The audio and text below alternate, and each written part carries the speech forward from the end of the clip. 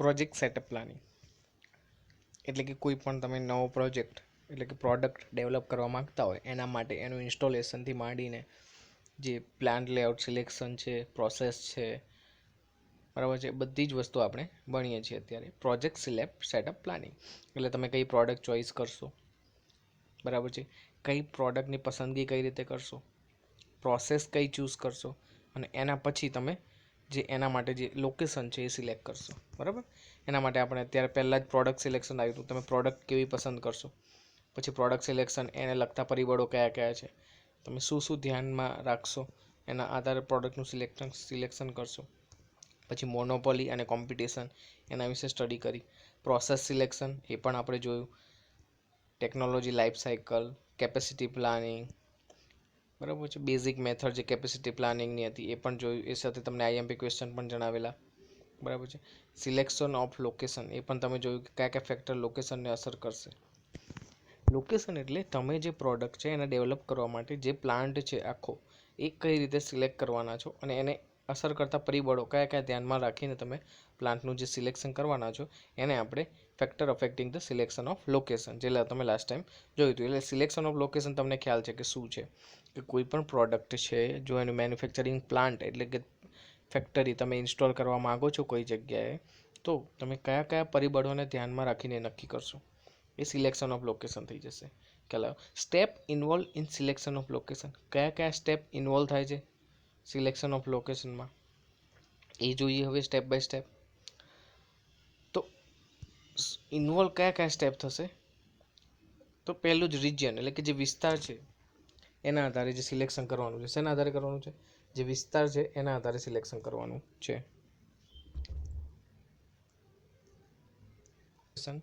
એમાં તમે કયા કયા પરિબળો ધ્યાનમાં લેશો, શેના આધારે, સ્ટેપ્સ કયા કયા છે કે જેમાં તમે ઇન્વોલ્વ થયેલા સિલેક્શન ઓફ લોકેશન એના આધારે તમે નક્કી કરી શકશો. તો એમાં કયા કયા મુદ્દા ધ્યાનમાં લેવાના છે એ જોઈશું. તમારે શું ધ્યાનમાં લેવાનું છે કે સ્ટેટ, હવે અમુક યોજના હેઠળ અમુક સ્ટેટ છે એ ટેક્સમાં રિલેક્સેશન આપતી હોય છે, બરાબર છે, ને એની કેસ સ્ટડી કરીને એ પોતાના સ્ટેટમાં ઉદ્યોગો નાખવા માટે પ્રમોશન કરતી હોય છે. તો એ આધારે તમારે સ્ટેટનું સિલેક્શન કરવાનું છે કે ક્યાં તમને વધારે સ્કોલરશિપ અથવા વધારે મળવાનું છે ટેક્સનું રિલેક્સેશન, તો એના આધારે તમે નક્કી કરી શકો છો.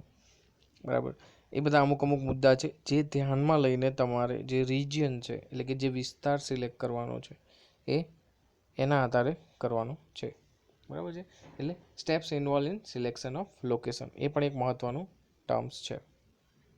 એટલે સિલેક્શન ઓફ રિજિયનમાં પહેલું સ્ટેટ સિલેક્શન, એમાં આપણે કેશ સબસિડી હોય, જ્યાં અમુક સ્ટેટ છે એમના ઉદ્યોગો માટે સબસિડી પ્રોવાઈડ કરતી હોય, બરાબર, ટેક્સમાં રિલેક્સેશન આપતા હોય, તો એ બધા પોઈન્ટ ધ્યાનમાં લેવાના છે. એ પોઈન્ટ તમારે ધ્યાનમાં લઈને એ નક્કી કરવાનું છે. પછી સિલેક્શન ઓફ લોકાલિટી એટલે અર્બન એરિયા છે, રૂરલ છે, સબ અર્બન છે, એના આધારે જે પણ તમારી જે according to product A plant layout નક્કી કરવાનું છે. કે ભાઈ અર્બન એરિયા છે તો એ પ્રમાણેની જે પોલિસી હોય એ પ્રમાણે ટેક્સીસ લાગે, રૂરલ એરિયામાં એ પ્રમાણે ટેક્સીસ લાગે, અથવા તમારું માર્કેટ કોણ છે મેન, બરાબર છે, એટલે જે ફેક્ટર છે એ માર્કેટના આધારે છે કે નહીં, બરાબર છે, એ રૂરલ એરિયા અર્બન એરિયા એ એના આધારે નક્કી કરવાનું છે. અને પ્રોડક્ટના માર્કેટ તમારે જેમ કે હવે ખબર છે કે આપણને ગામડા વિસ્તાર છે ત્યાં આગળ પ્લાન્ટને જમીનને અમુક સસ્તું પડે, પણ તમારી મેઇન જે પ્રોડક્ટના જે ગ્રાહકો છે, કન્ઝ્યુમર છે, એ બધા સિટીમાં છે, તો ત્યાં સુધીનો ટ્રાન્સપોર્ટેશન ખર્ચો આપણને રોજની પ્રોડક્ટ હોય તો કેટલું મોંઘો પડે, તો એ પ્રમાણે તમારે સિલેક્ટ કરવાનું છે. અર્બન એરિયા છે, રૂરલ છે, એ તમારા આધારે છે, તમારી ચોઈસ છે, તમે કઈ રીતે સિલેક્ટ કરો છો એ પ્રમાણે તમારે સિલેક્શન કરવાનું છે. પછી સિલેક્શન ઓફ સાઇટ એટલે નક્કી તો કરી દીધું તમારે રૂરલ એરિયામાં જવું છે કે અર્બન એરિયામાં છે અકોર્ડિંગ ટુ તમારી પ્રોડક્ટ. એના પછી તમારે શું કરવાનું છે, એનું સિલેક્શન ઓફ સાઇટ, કે સાઇટનું સિલેક્શન તમે કઈ રીતે કરશો, તમારા પ્રોપર નિકાલ કેવું કે મળી રહે છે સાઇટ ઉપર. હવે તમે કોઈ કેમિકલ પ્રોડક્ટ બનાવતા હોય તો તમારે પ્રોપર એના ડ્રેનેજ અથવા એના નિકાલ માટે અથવા એના પાણીના નિકાલ માટે યુઝ જે પાણી હોય એના નિકાલ માટે વ્યવસ્થા કરવી પડે, તો એના આધારે તમારે સાઇટનું સિલેક્શન પણ કરવું પડે. મોડર્ન એટીટ્યૂડમાં કયા કયા પોઈન્ટ વસ્તુ ધ્યાનમાં લેવામાં આવે છે? તો ફર્સ્ટ સિલેક્શન છે સબ અર્બન એરિયા, પહેલો સિલેક્ટ કરવામાં આવે છે. પછી બેકવર્ડ એરિયા સિલેક્શન કરવામાં આવે છે કે ત્યાં આગળ ગવર્મેન્ટ છે એ એમને ઘણો એવો સપોર્ટ કરતી હોય છે, અથવા જે ટેક્સ રિલેક્સેશન છે અથવા સબસિડી છે એ વધારે પ્રોવાઈડ કરવામાં આવે છે ગવર્મેન્ટ દ્વારા, અથવા લોન પણ પ્રોવાઈડ કરવામાં આવે છે. એટલે એમાં ફેક્ટર અસર કરતા હોય છે આ બધા, બરાબર છે. પછી ડિસેન્ટ્રલાઇઝેશન, એટલે એ પણ જોવાનું છે કે તમારું જે મેઇન માર્કેટ છે એનાથી કેટલું આગળ છે, કે તમે જે માર્કેટ છે તમારી પ્રોડક્ટ છે એનું માર્કેટ અલગ અલગ હોવાનું આપણને ખ્યાલ છે. એટલે એ બી જોવાનું છે. એકદમ તમે તમારી જ્યાં કન્ઝ્યુમર તમારા છે, જ્યાં તમારી પ્રોડક્ટ પહોંચાડવાની છે એનાથી દૂર એકદમ પ્લાન્ટ સિલેક્શન કરો તમે, તો તમારા ટ્રાન્સપોર્ટેશનના સાથે આની કેપિટલ કોસ્ટ પણ વધી જશે, અથવા છેલ્લે જે તમારા ડિસ્ટ્રીબ્યુટર છે એમને કેપિટલ કોસ્ટ વધી શકે. તો એ બધા પોઈન્ટ તમારે ધ્યાનમાં લેવાના હોય છે, બરાબર છે.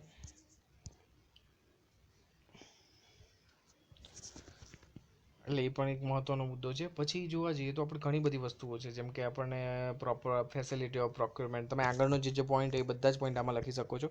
જે factor affecting selection of location વખતે જે તમે જોયા હતા એ બધા જ પોઈન્ટ આમાં ધ્યાનમાં લઈ શકાય છે, બરાબર છે. સિવાય ગવર્મેન્ટ કોમ્પિટિશન, એટલે આમાં કેવું હોય છે, અમુક મોટી કોઈ ઇન્ડસ્ટ્રી હોય તો આપણને ખ્યાલ છે કે તમને ખ્યાલ હોવો જોઈએ હિસ્ટ્રીનો, કે કેશુભાઈ વખતે આપણે જે ઇન્ફોસિટી છે ત્યાં આગળ જે ઇલેક્ટ્રોનિક્સ કંપનીઓનું હબ બનાવવા માગતા હતા, પણ ત્યારે પરમિશન કોઈ કારણોસર નહીં મળી હોય, અથવા એ વસ્તુ છે એ સ્ટેટ ગવર્મેન્ટે સ્વીકારી નહીં. એના કારણે એ જે પ્લાન્ટ છે હાલ બેંગ્લોર છે, અને બેંગ્લોર ઇલેક્ટ્રિકલ અને ઇલેક્ટ્રોનિક્સનું હબ બની ગયું છે, બરાબર છે. એટલે એ વસ્તુ અમુક કેવું હોય છે, ગવર્મેન્ટની બી કોમ્પિટિશન હોય છે, કે કોઈ મોટી કંપની છે તો ગવર્મેન્ટ એવું ઈચ્છા ધરાવે છે કે ત્યાં જાય, બરાબર છે. એ સિવાય બીજી કોમર્શિયલ સર્વિસ એની પણ અવેલેબિલિટી પૂરી પાડતી હોય ગવર્મેન્ટ, બરાબર છે. અથવા ઇન્ડસ્ટ્રીયલ ઝોન પ્રોપર સિલેક્ટ કરેલા હોય છે, બરાબર છે. હવે અમદાવાદમાં આટલી બધી જીઆઈડીસીઓ છે તો લોકો અહીંયા આગળ વધારે સિલેક્ટ કરશે, કારણ કે અહીંયા આગળ તમારે ખ્યાલ છે ઇન્ડસ્ટ્રીયલ ઝોન વધારે છે. એટલે ગવર્મેન્ટે આ રીતે ઇન્ડસ્ટ્રીયલ ઝોન બનાવીને પણ એને સમર્થન આપીને એનું જે સિલેક્શન છે એ એના આધારે કરવું જોઈએ. તો એ પણ પોઈન્ટ એક પ્લાન્ટ લેઆઉટમાં મહત્વનો છે. સિલેક્શન ઓફ લોકેશન એમાં મહત્વનો છે. હવે જે જોવાનું છે આપણે છે પ્લાન્ટ લેઆઉટ. શું જોવાનું છે? Plant layout. એટલે આમાં તો આ બધા જે પોઈન્ટ મેન જે ક્વેશ્ચન છે આ છે, જે આપણે લાસ્ટ ટાઈમ મેં કીધું હતું, factor affecting the selection of location. હવે જોઈશું કે પ્લાન્ટ લેઆઉટ શું છે.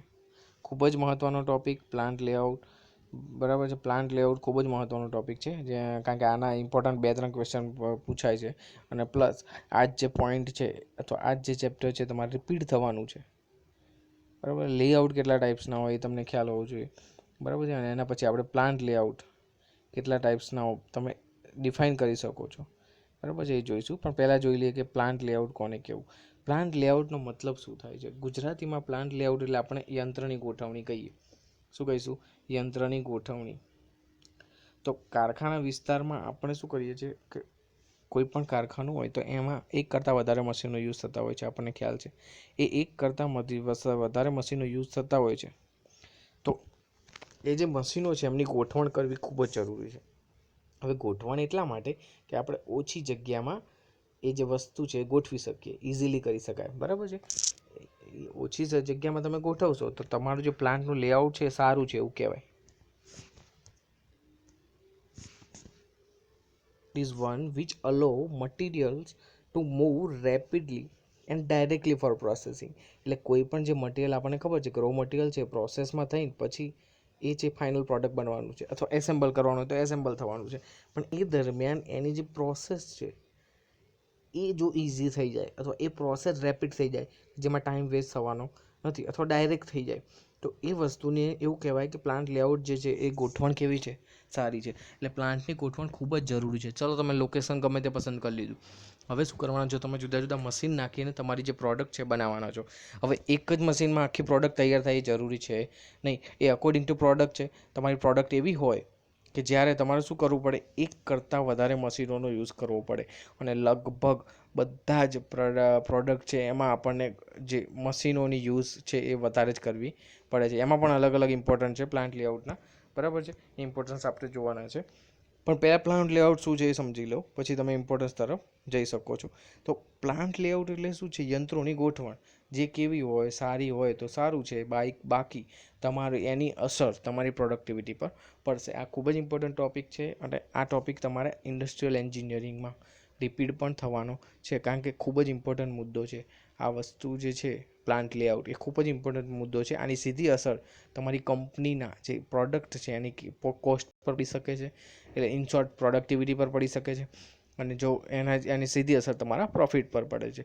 એટલે તમારે માર્કેટમાં જો વધુ સારી ઓછી કોસ્ટમાં પ્રોડક્ટને ક્વોલિટીવાળી પ્રોડક્ટને ઓછી કોસ્ટમાં રજૂ કરવી હોય તો તમારું પ્લાન્ટ લેઆઉટ ખૂબ જ સરસ હોવું જોઈએ, કારણ કે a good plant layout is one which allow material to move rapidly and directly for processing. એટલે ખાલી મૂવ નથી કરવાનું, પણ જે પ્રોસેસ થાય છે એ ઇઝી થઈ જવી જોઈએ. તો એના આધારે તમે નક્કી કરી શકો છો. બીજું છે એનાથી શું ફાયદો થશે કે reduce transport handling clerical and other cost down પર યુનિટ. ડેફિનેટલી કોઈ પણ જો એની ગોઠવણ સારી હશે તો એનો જે ખર્ચો છે તમે નિવારી શકશો. કયો તો એક જગ્યાએથી બીજી જગ્યાએ જે લઈ જાઓ છો પ્લાન્ટમાં, બરાબર, એ ખર્ચો નિવારી શકાય. એના માટેનું જે હેન્ડલિંગ છે અથવા ક્લેરિકલ વર્ક છે એ પણ નિવારી શકાય. હવે સમજો તમે એક પ્રોડક્ટ લોન્ચ કરો છો માર્કેટમાં, બરાબર છે, એના માટે તમે આ ટાઈપનું લેઆઉટ રજૂ કરી દીધું. આ રીતનો મોટો પ્લાન્ટ છે, અહીંયા આગળ એક મશીન છે, પછી બીજું મશીન, ત્રીજું મશીન, બરાબર.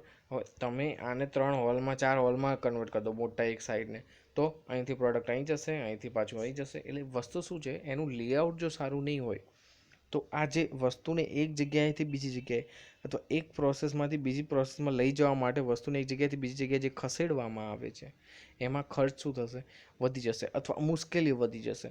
અને એના લીધે તમારી જે ગોઠવણ છે, પ્લાન્ટ લેઆઉટ, એના ઉદ્દેશ્ય શું છે એ એમાં તકલીફ કરી ખ્યાલ આવે છે. એટલે તમારે જે પ્લાન્ટ લેઆઉટ જો ખરાબ હશે તો એના ઓબ્જેક્ટિવ કયા છે, તો કે આપણે ન્યૂનતમ ટ્રાન્સપોર્ટેશન ન્યૂનતમ કરવું. આપણને ખબર છે કે રિડ્યુસ ટ્રાન્સપોર્ટ એ વસ્તુમાં સક્સેસ રહેશે નહીં. પ્લસ હેન્ડલિંગ બી ઇઝી થવું જોઈએ, ક્લેરિકલ વર્ક ઓછું થવું જોઈએ, અધર કોસ્ટ છે એ પર યુનિટ ઓછા થવા જોઈએ. એક જગ્યાએથી બીજી જગ્યાએ લઈ જવું તો તમારે હેલ્પરો જોઈએ, એના માટે ક્રેન જોઈએ, કારણ કે નાની પ્રોડક્ટ બનાવતા હોય તો મેન પાવર તો જરૂર તો પડે જ ને. આપણને ખબર છે કે યંત્રોનું બેવડીકરણ પણ અટકાવી શકાય છે. હવે સમજો જો પ્રોપર હેન્ડલિંગ લેઆઉટ નહીં હોય તો તમારે જે ખર્ચો છે એ વધી જવાનો છે. એના રીઝન કયા છે? એટલે કે પ્લાન્ટ લેઆઉટમાં આ 2 પોઈન્ટ લખ્યા છે, મેં ખાલી વ્યાખ્યા લખી છે, પણ આના ઓબ્જેક્ટિવ કયા થાય કે એનું મહત્વ શું છે, યંત્રોનો ઉદ્દેશ્ય શું છે, તો આપણે સમજવું જોઈએ કે કારખાના વિસ્તારમાં યંત્રો અને સેવાઓ ને આદર્શ ગોઠવણી ખૂબ જ મહત્ત્વનું છે. એ ઉદ્દેશ્યલક્ષી પ્રવૃત્તિ છે, કે એના ઉપર જ તમારા જે પ્રોડક્ટ છે એનો જે કોસ્ટ છે નક્કી થશે. જેમ કે ચલો પહેલું જે એક્ઝામ્પલ છે કે માલ સામગ્રીની ન્યૂનતમ અને સીધી માર્ગની હેરફેર. હવે ચલો તમે એક પ્લાન્ટ લેઆઉટ મોટો બનાવો છો, પહેલાં એમાં લેથ મૂક્યું છે, પછી ડ્રિલિંગ મૂક્યું છે, પછી મિલિંગ મૂક્યું છે, પછી શેપિંગ મૂક્યું છે. હવે તમે કોઈ પ્રોડક્ટનું બનાવો છો, જોબ વર્ક કરો છો, તો પહેલાં એમાં લેથમાં ઓપરેશન થાય છે, પછી શેપિંગમાં થાય છે, પછી ડ્રિલિંગમાં થાય છે અને પછી મિલિંગમાં થાય છે. તો શું થયું, આ એક જો એની મૂવમેન્ટ જોઈ ઝિગઝેગ. હવે એની જગ્યાએ જો ગોઠવણ હું એ રીતે કરું કે અહીંયા આગળ લેથ હોય, આ શેપિંગ અહીં લઈ નાખું, નવી ગોઠવણ કરું, તો શું થશે, એક મશીન અહીં, એક અહીં, બીજું અહીં, ત્રીજું અહીં. તો શું થશે, હું મૂવમેન્ટ એવી રીતે કરું, પહેલું ઓપરેશન અહીં, પછી બીજું અહીં, આ બીજા મશીન અહીંયા, ત્રીજું અહીંયા અને ચોથું અહીંયા. તો પહેલી જે ઝિગઝેગ મૂવમેન્ટ હતી એના કરતાં હવે જે મૂવમેન્ટ છે એમાં ટ્રાન્સપોર્ટેશન કેવું થયું, ઘટી ગયું. એ કોના આભારી છે, પ્લાન્ટ લેઆઉટના આભારી છે. એટલે ખૂબ જ મહત્ત્વનું છે પ્લાન્ટ લેઆઉટ. ખ્યાલ આવે છે?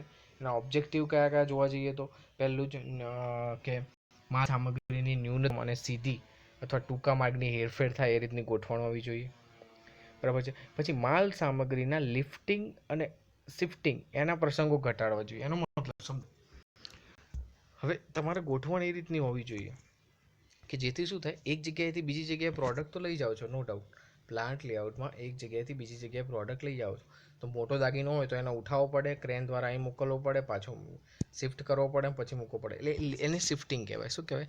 લિફ્ટિંગ અને શિફ્ટિંગ. એટલે કારણ કે કેવું છે, લિફ્ટિંગ અને શિફ્ટિંગ છે એ મશીનના ઓપરેશનમાં કોઈ ભાગ ભજવતો નથી. લિફ્ટિંગ અને શિફ્ટિંગ એ મશીનના ઓપરેશનમાં કોઈ જ ભાગ ભજવતો નથી, પણ મહત્ત્વનો છે. શું છે? મહત્ત્વનો છે. કેમ? કારણ કે લિફ્ટિંગ અને શિફ્ટિંગ એમાં ટાઈમ કન્ઝ્યુમ થવાનો છે, ખ્યાલ આવે છે. પછી હવે એક જ મશીનમાં જો બે કામ થતા હોય તો તમે એવું મશીન લાવી શકો છો ટેકનોલોજીના આધારે, પછી બે અલગ અલગ મશીન લાવવાના રહે નહીં. જેમ કે લેથ છે, બરાબર, મિલિંગ શેપિંગ ઓપરેશન છે, એની જગ્યાએ જો સીએનસી વીએમસીથી કામ થતું હોય તો તમે એક જ મશીન લાવી શકો છો. જેનાથી શું થશે, તમારા મશીનની જગ્યા ઓછી થશે, ઓછી રોકાશે, એટલે યંત્રોનું જે બેવડીકરણ થાય છે એ ઘટાડી શકાશે અને ટોટલ મૂડી રોકાણ ઘટશે. ટોટલ મૂડી રોકાણ ઘટશે તો એ પૈસા તમે લાવ્યા છો એને જે કોસ્ટ છે તમે પ્રોડક્ટમાં ગણશો નહીં, એટલે એ તમારે શું થશે, એડવાન્ટેજ એટલે કે ફાયદો થશે. બરાબર, એક ફાયદો થયો. પછી બીજું શું છે કે પ્રક્રિયા દરમિયાન આપણે જે લિફ્ટિંગ શિફ્ટિંગ તો જોયું કે ઉઠાવવાનું નહીં વારે ઘડીએ ને મૂકવાનું નહીં. પછી પ્રક્રિયા દરમિયાન માલ સામગ્રીનો આપણે સ્ટોરિંગ કરીએ છીએ વારે ઘડીએ તો એ પણ અટકાવવું જોઈએ. હવે તમે અગાઉથી રો મટીરિયલ લાઈન મૂકો છો આખા વર્ષનું, તો એ શું થયું, તમારી એટલી કોસ્ટ છે એ રોકાઈ ગઈ, ત્યાં આગળ શું થઈ ગઈ, રોકાઈ ગઈ. એટલે કે હવે તમે બીજે ક્યાંય ઇન્વેસ્ટ કરવા માગતા હોય તો કરી શકશો નહીં. તો એ રીતનું કરવું જોઈએ નહીં. ઇન્વેન્ટરી પ્રોપર હોવી જોઈએ. એટલે માલ સામગ્રી બિનજરૂરી રોકાણ, નાણાકીય રોકાણ છે એ પણ ઘટાડવું જોઈએ. એ પણ પ્લાન્ટ લેઆઉટને આભારી છે. તમે પ્લાન્ટ લેઆઉટ એવું ગોઠવો કે તમને જ્યારે જરૂર પડે ત્યારે વસ્તુ મળી રહે, ખ્યાલ આવે છે, અથવા મળી રહે ત્યારે તમારે એકદમ સ્પીડમાં, એટલે કે હવે તમારે બહુ ઉતાવળ કરવી પડે નહીં અથવા રાહ જોવી પડે નહીં, એ રીતનું પ્લાન્ટ લેઆઉટની ગોઠવણ કરવી જોઈએ. બરાબર છે. એ જ પ્રમાણે ઉત્પાદ પ્રોડક્ટિવિટી એની નક્કી કરો, એ જ પ્રમાણે પ્લાન્ટનું લેઆઉટ નક્કી કરો. કારીગરોનો નિષ્ક્રિય સમય ઘટાડો, કારીગર વધારે ક્યાં ટાઈમ પાસ કરે છે, એ આખું ઇન્ડસ્ટ્રીયલ એન્જિનિયરિંગ આપણે ટોપિક જે ભણીએ છીએ એ આના રિલેટેડ જ છે. એ પણ તમને ખ્યાલ છે કે ઇન્ડસ્ટ્રીયલ એન્જિનિયરિંગમાં આપણે પ્લાન્ટ લેઆઉટ વિશે ચર્ચા કરીએ છીએ કે ટોટલ કારીગરોનો નિષ્ક્રિય સમય એટલે કે આઇડલ ટાઈમ હોય જેમાં એ કંઈ કામ કરતા નથી અથવા સ્થિર બેસી રહે છે, ચાહે મશીન હોય કે કોઈ પણ ઇન્સ્ટ્રુમેન્ટ હોય અથવા કોઈ કારીગર હોય. તો આપણે જોયું તો મેન મશીન ચાર્ટ, બરાબર છે, ઇન્ડસ્ટ્રીયલ એન્જિનિયરિંગમાં આપણે બધા ચાર્ટ જોયા છે, કેલ્ક્યુલેશન બી કર્યું છે કે ક્યારે કયો કોનો ટાઈમ ઘટાડવો, ખ્યાલ આવે છે. એનાથી શું થાય, પ્રોડક્ટનો કોસ્ટ ઘટશે અને આપણે જે વ્યવસ્થા છે એ સારી રીતે જળવાઈ રહેશે અને એની કોસ્ટ પ્રોડક્ટની ઘટશે તો તમારું જે માર્કેટમાં છે એ કન્ઝ્યુમિંગ ઓટોમેટિક વધી જવાનું છે. બરાબર, એટલે ખૂબ જ મહત્ત્વનું છે. એ પણ બીજો પોઈન્ટ જોઈએ તો યંત્ર ભાંગ તૂટથી પ્રક્રિયા પ્રવાહ ખોરવાય નહીં તેવી વ્યવસ્થા કરવી. આનો મતલબ સમજો. મેન્ટેનન્સ તમે ભણી ગયા, પ્લાન્ટ મેન્ટેનન્સ એન્ડ સેફ્ટી, બરાબર છે. એ પ્લાન્ટ મેન્ટેનન્સ એન્ડ સેફ્ટી શું હતું કે કોઈ પણ મશીન બગડે તો એનું તમે મેન્ટેનન્સ એ રીતે કરો કે એ બ્રેકડાઉન ના થાય, એટલે કે મશીન ઊભું ના રહે. અઠવાડિયા મશીનની સર્વિસ કરવી, ખ્યાલ આવે છે, અથવા રજાના દિવસે જ્યારે ઇલેક્ટ્રિક પાવર ના હોય કંપનીમાં ત્યારે તમે એની સર્વિસ કરાવી દો. જેથી શું થાય છે કે યંત્રમાં એકદમ તૂટી જવું અથવા બ્રેકડાઉન થવું કે જેનાથી આપણી પ્રક્રિયા શું થાય છે, ખોરવાઈ જવાની છે. આખી લાઈન છે, તમે ઇન્ડસ્ટ્રી ગોઠવી છે, એક મશીન 1, મશીન 2, મશીન 3, 4, 5, આ રીતના 5 પ્રોસેસ થાય છે. પહેલી પ્રોસેસ, પછી બીજી, પછી ત્રીજી, પછી ચોથી, પછી પાંચમી અને પછી ફાઇનલ પ્રોડક્ટ મળે છે આપણને. હવે આ દરમિયાન જો તમે કોઈ એક્સ્ટ્રા સ્ટોરેજ રાખ્યું નહીં ખર્ચ ઘટાડવા માટે, બરાબર છે, એક્સ્ટ્રા કોઈ મશીન તમે રાખ્યું નથી કારણ કે ખોટું મૂડી રોકાણ કર્યું નથી, કારણ કે તો જ તમને પ્રોડક્ટ સસ્તી પડે છે. તો તમે હવે શું કરશો કે આ જે મશીનો છે એનું રેગ્યુલર મેન્ટેનન્સ કરતું રહેવું પડશે, જોતું રહેવું પડશે. નહીંતર જો આ એક મશીન બંધ થયું તો પ્રોસેસ અટકી ગઈ, તો આ ઓપરેટર, આની સાથે સંકળાયેલા બધા ઓપરેટરો, લેબરો, આની સાથે સંકળાયેલા ઓપરેટરો, લેબર, આખરી જે લાઇન ઓર્ગેનાઇઝ થાય આખું ખોરવાઈ જશે અને આપણી જે કોસ્ટ છે એ ઓટોમેટિક એટલે કે વધી જશે અને આપણને જે પ્લાન્ટ લેઆઉટ છે, પ્લાન્ટની વાત કરીએ તો મહિનાનું જે છે એ પ્રમાણે પ્રોડક્શન થશે નહીં, એટલે કે પ્રોડક્ટિવિટી જળવાશે નહીં. એટલે એ પણ ખૂબ જ મહત્ત્વનું છે કે તમે ગોઠવણ, પ્લાન્ટ લેઆઉટ કઈ રીતની ગોઠવણ કરેલી છે, કે મશીનો યંત્રો જે બંધ થાય છે બંધ થવા જોઈએ નહીં, જે બ્રેકડાઉન થાય છે એ બ્રેકડાઉન થવું જોઈએ નહીં. તો પ્લાન્ટ લેઆઉટ એટલે શું એ ખબર, ખ્યાલ આવી ગયો તમને. અને એના ઓબ્જેક્ટિવ લખવાના ક્વેશ્ચનમાં, એના ઓબ્જેક્ટિવ મેં જે સમજાયા અત્યારે એક એક કરીને, ઓબ્જેક્ટિવ તમારે બુકમાંથી અથવા તમે નેટ પરથી બી લખી શકો છો કે ઓબ્જેક્ટિવ ઓફ પ્લાન્ટ લેઆઉટ કેમ કરવું જોઈએ, એ ક્વેશ્ચન વિશે તમારે લખવાનું છે.